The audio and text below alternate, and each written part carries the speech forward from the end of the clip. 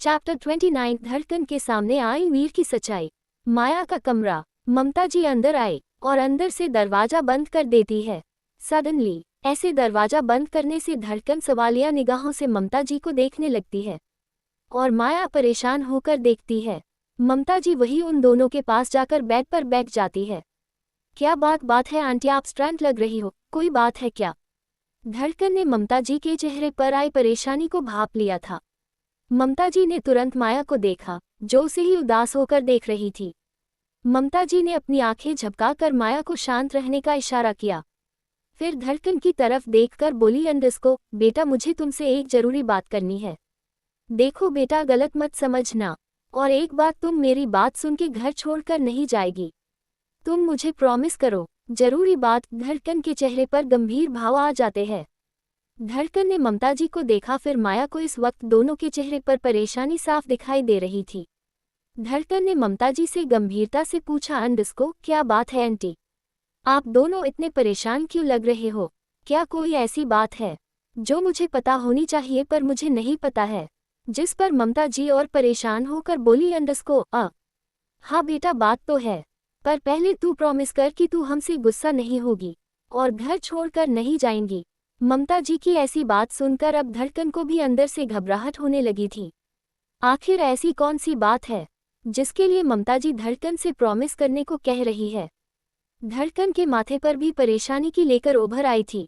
धड़कन एक गहरी सांसें भरी और अपनी घबराहट काम करते हुई बोली, अंडस्को ठीक है आंटी, नहीं जाऊंगी। अब बताओ बात क्या है?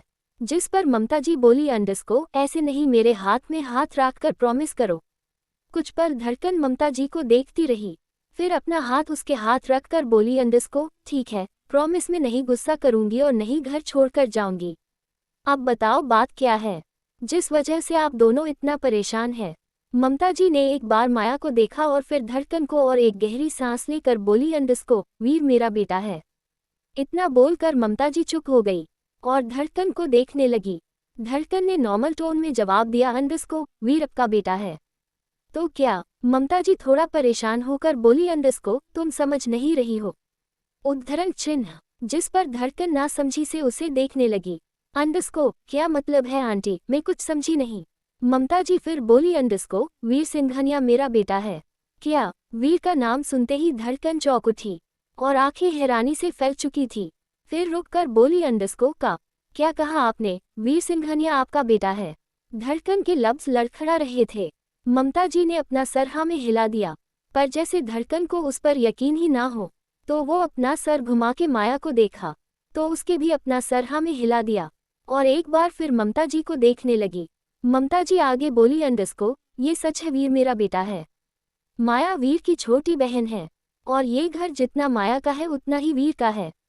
ममता जी की बात सुन जैसे धड़कन को झटका ही लग चुका था।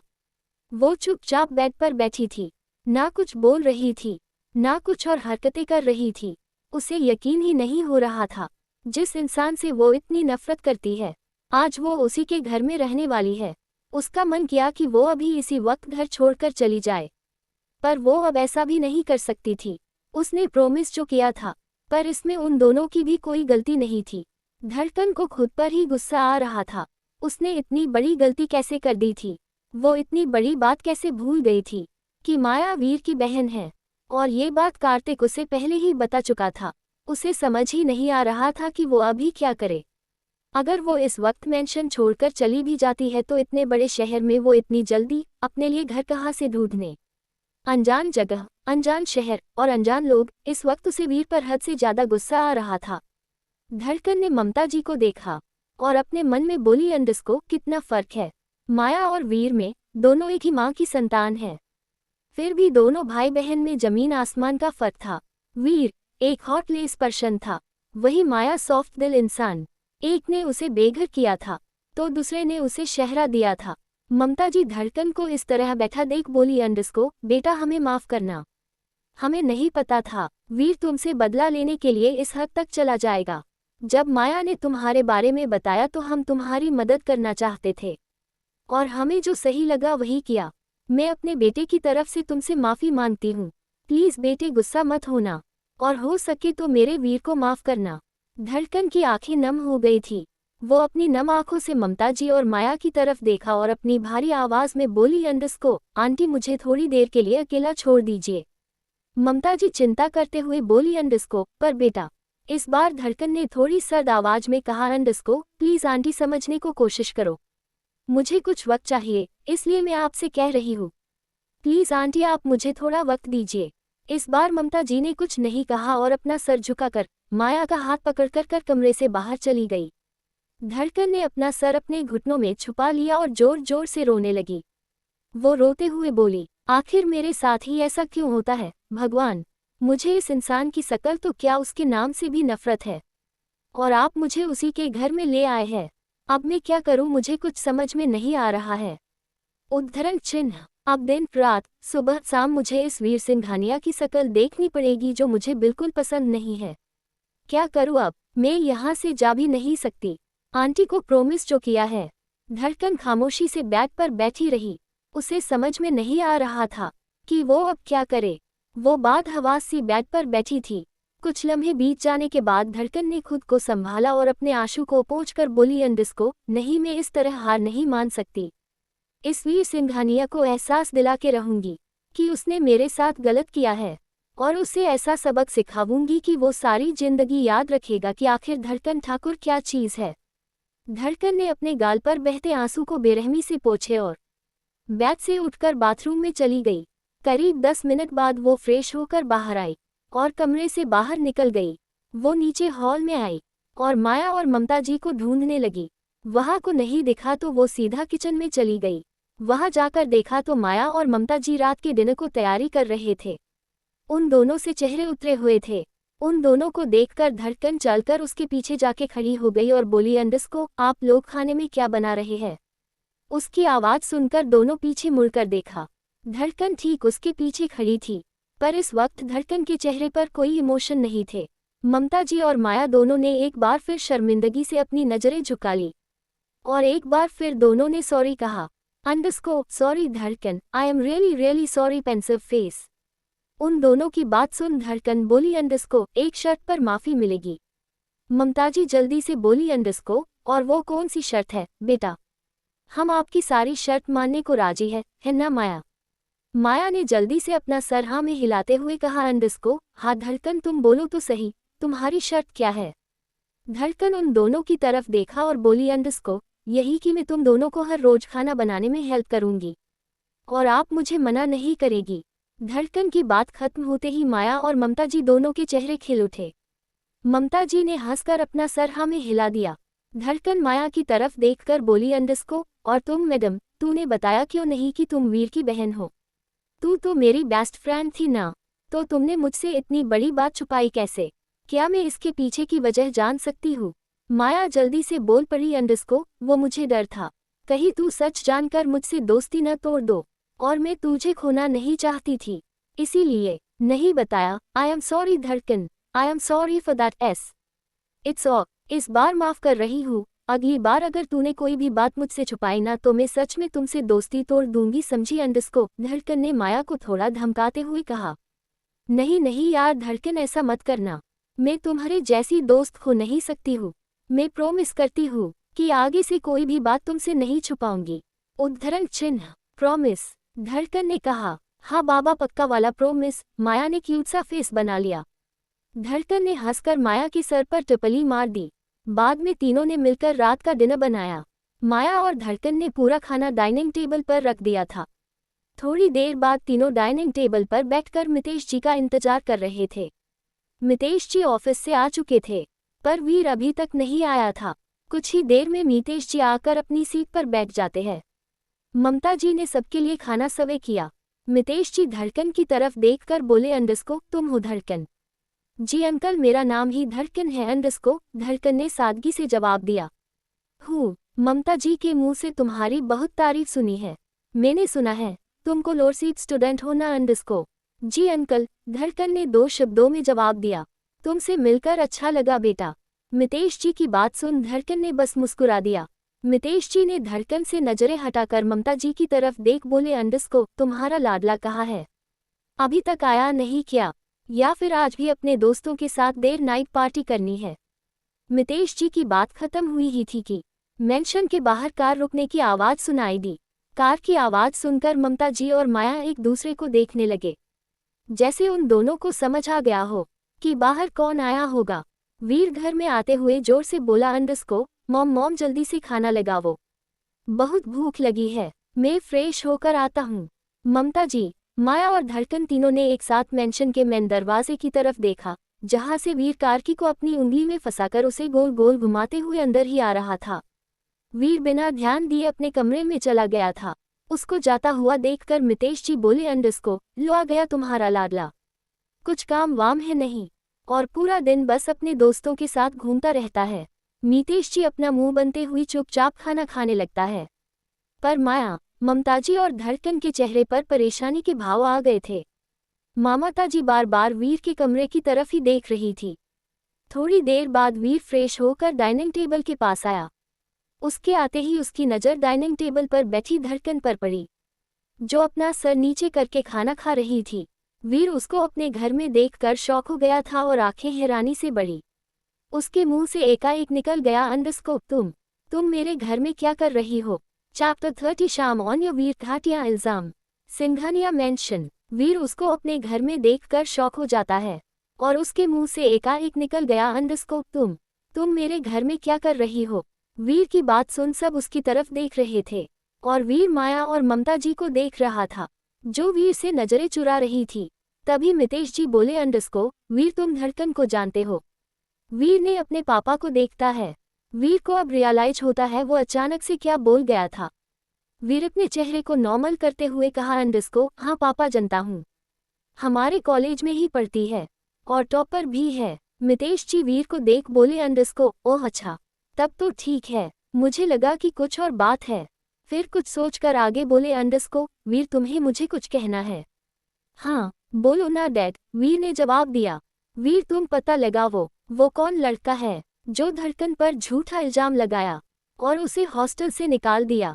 जरा मैं भी तो देखूं किसमें इतनी हिम्मत है कि वो मेरे ही कॉलेज में पढ़कर मेरे ही कॉलेज की लड़की पर ऐसा घिनौना इल्जाम लगाया है। वीर तुरंत अपनी मॉम की तरफ देखता है, वो अपना सर नीचे कर देती है। वीर गुस्से में अपने हाथ की मुट्ठी बना लेता है। वीर को समझ में आ गया था कि उसके पापा को सब पता चल गया है, सिवाय ये कि इन सब की जड़ वो खुद है। वीर ने हाँ में गर्दन हिलाते हुए जवाब दिया, अंडस्को यस डैड, मैं पता लगा लूंगा। अब तुम खड़े क्यों हो, बैठो और खाना खा लो, मितेश जी ने कहा। Yes dad. वीर चेयर खींचकर चुपचाप बैठ जाता है और खाना खाने लगा है। वीर बीच बीच में धड़कन को गुस्से देख रहा था और ये चीज धड़कन ने भी नोटिस किया था। थोड़ी देर में मितेश जी खाना खाकर अपने कमरे में चले जाते हैं। वही वीर गुस्से में चेयर से खड़ा होता है और ममता जी की तरफ देखा और कहा, अंडस्को मॉम आप मेरे साथ स्टडी रूम में आइए, मुझे आपसे बात करनी है। वीर गुस्से में धड़कन को घूरते हुए वहां से चला जाता है। धड़कन चुपचाप अपना सर झुकाकर बैठी थी। अंडस्को और अंडस्को और अंडस्को और अंडस्को। थोड़ी देर बाद ममता जी और वीर दोनों स्टडी रूम में थे। इस वक्त वीर का चेहरा गुस्से से भरा पड़ा था। ममता जी चुपचाप सोफे पर बैठी थी और वीर को देख रही थी, जैसे ममता जी को पहले से ही पता था कि वीर उसे यहाँ क्यों बुलाया है, इसलिए वो शांत होकर बैठी थी। वीर गुस्से में ममता जी के सामने खड़ा था। अंडस्को मॉम आपको क्या जरूरत थी इस लड़की को मेंशन में रखने की? आपको पता भी इस लड़की ने क्या किया था? इस लड़की ने आपके बेटे यानी मुझ पर बार बार हाथ उठाया था, मेरी सबके सामने इंसल्ट करी थी और आप उसे यहाँ मेंशन लेकर आए हो, वो भी रहने के लिए। वीर ने बेहद गुस्से से था। ममता जी कुछ पल वीर के गुस्से वाले चेहरे को देखती है, फिर आराम सोफे से खड़ी हुए और बोली, अंडस्को हाँ तो क्या हुआ? हाँ क्या हुआ? तुमने भी तो गलती की होगी ना, तभी तो उसने तुम पर हाथ उठाया होगा। कोई बेवजह ही किसी की इंसल्ट नहीं करता है और नहीं हाथ उठता है वीर। अगर धड़कन गलत है तो तुम कौन से सही हो? तुम्हें पता भी है तूने क्या किया है? तुमने एक लड़की के कैरेक्टर पर उंगली उठाई है, उसे बेघर किया है। एक लड़की का सब कुछ उसकी इज्जत होती है वीर, और तूने क्या किया? वही इज्जत पर तुमने दाग लगा दिया, बिना सोचे समझे कि तुम्हारे ऐसे व्यवहार से उस लड़की पर क्या बीतेगी। कभी सोचा है तुमने? आज मैं तुम्हारे सामने सही सलामत खड़ी हूँ, पता है किसकी वजह से? वीर ममता जी को न समझी से देखने लगता है। ममता जी आगे बोली धड़कन की वजह से। अगर इस दिन धड़कन ने सही वक्त रहते मेरी जान ना बचाई होती तो आज मैं शायद जिंदा भी ना होती। और तुम कह रहे हो कि मैं उसे मेंशन में ना रखूं। हाँ, तो बचाई होगी जान मॉम, वो भी इत्तेफाक से। अगर उसे पता होता कि आप मेरी मॉम हैं, तो वो शायद आपको नहीं बचाती। आप नहीं जानती है मॉम, ऐसी लड़कियां आपको रोज मुंबई की गली गली में मिल जाएगी, जो आपके सामने अच्छे होने का ढोंग करती है। मैं सब जानता हूँ। ऐसी लड़कियों को पहले ऐसी स्थिति पैदा करती है, फिर आपको बचाने का ढोंग करती है, और बाद में हमसे अच्छाई का नाटक करके भारी रकम ऐंठती है। वीर ने गुर्राते हुए कहा, जिस पर ममता जी ने गुस्से में कहा शाम ऑन यू वीर, शाम ऑन यू। जिस लड़की ने अपनी जान दांव पर लगाकर तुम्हारी मॉम की जान बचाई थी, उसी लड़की पर तूने ऐसा घाटिया इल्जाम लगाया। मैंने कभी सोचा नहीं था कि तुम एक दिन इस हद तक गिर जाओगे।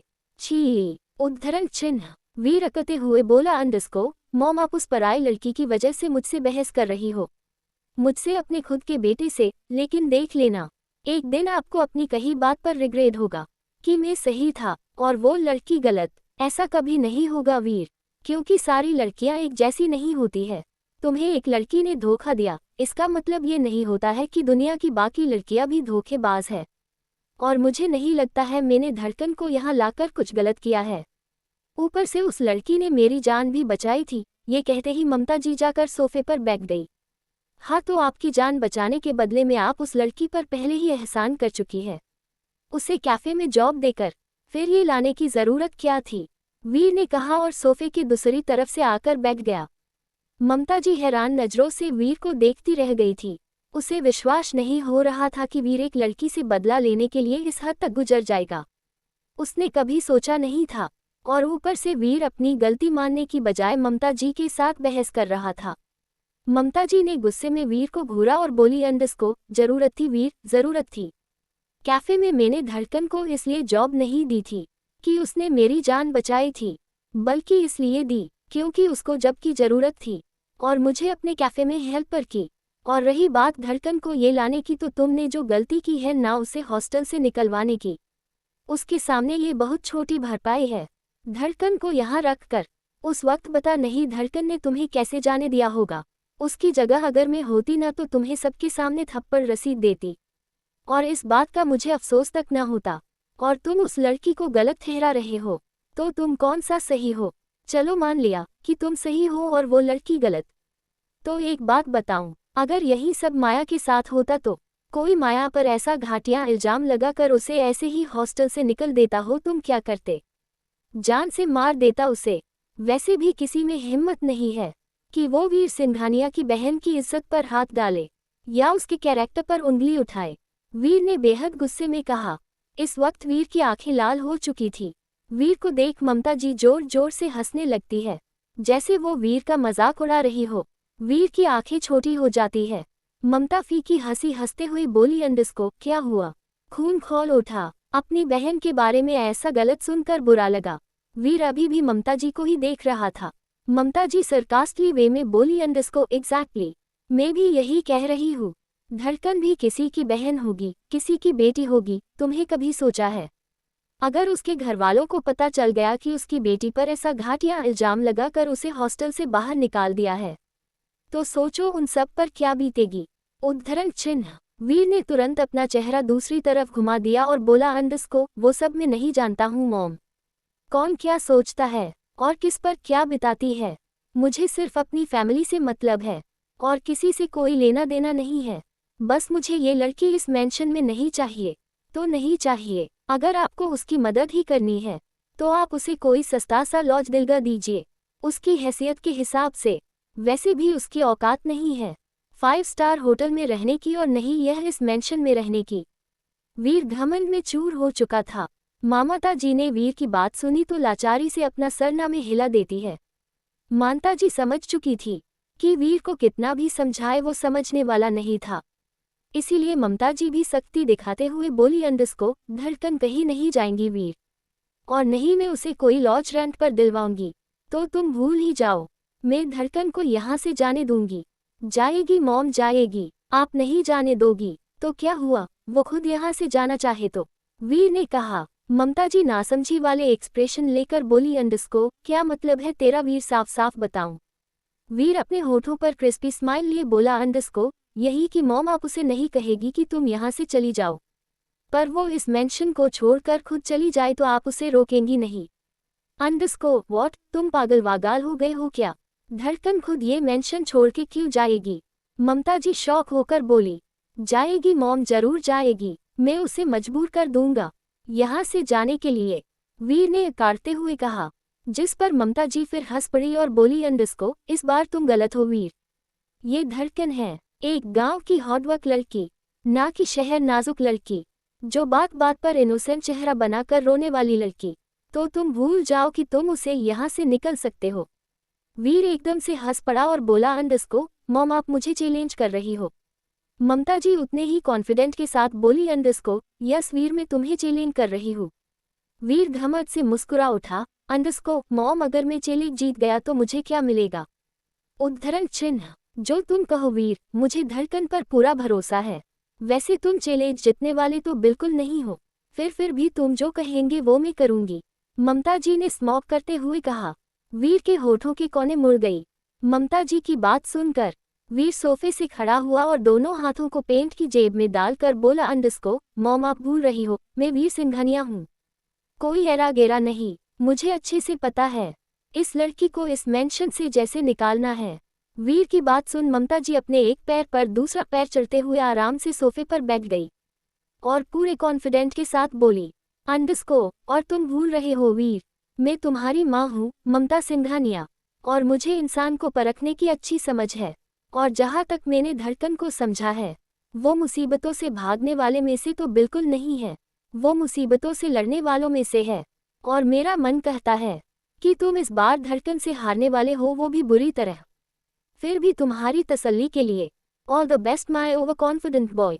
ये बोल ममता जी सोफे से खड़ी हुए और अगराए लेकर बोली अंडरस्को आह, वैसे रात बहुत हो चुकी है, मुझे नींद आ रही है, मैं तो चली सोने, और तुम आराम से यहाँ सोफे पर बैठकर सोचना कि धड़कन को कैसे जहाँ से निकालना है। अभी तो आधी रात पड़ी है, सोचो सोचो, आराम से सोचो। उद्धरण चिन्ह, ममता जी ने वीर के गाल पर थपथपाते हुए कहा अंडरस्को अच्छा मैं अब चलूं, गुड नाइट मेरे ओवर कॉन्फिडेंट ब। अच्छा, ये बोल ममता जी हंसते हुए कमरे से बाहर निकल जाती है, और यहाँ ममता जी की आंखों में धड़कन के लिए कॉन्फिडेंट देखकर वीर का खून खौल उठता है। वीर गुस्से में हाथ का मुक्का बनाकर वही सोफे पर मार देता है और बेहद गुस्से में गुर्राते में बोलता है अंडरस्को इस विलेज गर्ल को तो मैं छोड़ूंगा नहीं, पता नहीं इस वॉटेवर क्या जादू कर दिया है, पहले माया फिर जय और अब मॉम सब उसी दो कौड़ी की लड़की का गुन गा रहे हैं, पर मैं भी देखता हूँ कि वो कैसे इस मेंशन से नहीं जाती है। एक हफ्ता फिर एक हफ्ते में इस लड़की को मेरे मेंशन से बाहर नहीं निकाला ना तो मेरा नाम वीर सिंघानिया नहीं। ये कहते ही वीर वहाँ गुस्से से निकल जाता है। अंडरस्को और अंडरस्को और अंडरस्को और अंडरस्को और वही माया के रूम में माया अपने हाथों के नाखून चबाते हुए कमरे में चक्कर काट रही थी। माया के चेहरे पर नर्वसनेस साफ साफ दिखाई दे रही थी। धड़कन चुपचाप बेड पर बैठी थी और माया को देख रही थी। माया घबराकर बोली अंडरस्को धड़कन अब क्या होगा? भाई ने तुम्हें देख लिया है, वो तुमसे फिर झगड़ा करेगा, तुम ना भाई से बचकर रहना, वो सामने आए न तो तुम छुप जाना, तुम भाई को दिखो ही नहीं और वो तुमसे झगड़ा भी नहीं कर पाएंगे, ये सही रहेगा है ना? धड़कन अभी भी शांत बैठी माया को ही देख रही थी। धड़कन तुम कुछ बोल क्यों नहीं रही हो? बोलो ना, मैंने जो कहा वो सही रहेगा ना? माया फिर परेशान हो उठी। माया को परेशान होता हुआ देख धड़कन बोली अंडरस्को माया जस्ट रिलैक्स, तुम कुछ ज्यादा ही सोच रही हो, ऐसा कुछ नहीं होगा, अब तुम चुपचाप बेड पर आके सो जाओ और मुझे भी सोने दो, कल कॉलेज भी तो जाना है। धड़कन की बात सुन माया बेड पर जाके बैठ जाती है। माया के चेहरे पर अभी भी परेशानी झलक रही थी, वो लेटने की बजाय अभी भी बुत बने बैठी थी। माया को बैठा हुआ देख धड़कन फिर बोली अंडरस्को अब क्या हुआ, चल ना सो जा। इतना बोल धड़कन ने माया का हाथ पकड़कर बेड पर खींचा तो वो लेट गई और धड़कन भी। माया ने अपना चेहरा घुमाकर धड़कन को देखती है, जो मुस्कुराते हुए उसे ही देख रही थी, जिसे देखकर माया के चेहरे पर भी मुस्कान आ जाती है। माया अपनी पलकें मूंद लेती है और साथ में धड़कन भी। थोड़ी देर में वो दोनों नींद की आगोश में चली गई। अंडरस्कोर। वीरा अपने कमरे में जाकर गुस्से में इधर उधर चक्कर लगाने लगा था। वो गुस्से में अपने बाल नोचते हुए अपने आप से बोला, अंडरस्को, इसकी इतनी हिम्मत कि वो 2 कौड़ी की लड़की मेरे यानी वीर सिंघानिया के घर में रहेंगी। मैं ऐसा कभी होने नहीं दूंगा। वीर गुस्से में चिल्लाते हैं और बालकनी में चला जाता है। वहां जाकर अपने गुस्से को कंट्रोल करने के लिए सिगरेट पीने लगता है। करीब आधा घंटा बीत चुका था, पर वीर अभी भी बालकनी में खड़े होकर सिगरेट पी रहा था। उसको नींद ही नहीं आ रही थी। वो कैसे भी करके धड़कन को यहाँ से भागने की सोच रहा था, पर कैसे, वो सोचते सोचते वीर ने कितनी सारी सिगरेट पी ली थी। तभी अचानक वीर के दिमाग में कुछ हिट कर जाता है। वीर के चेहरे पर डेविल स्माइल आ जाती है। वीर ने अपनी सिगरेट का आखिरी कश लेकर उसे वहीं फेंक कर कमरे में चला जाता है।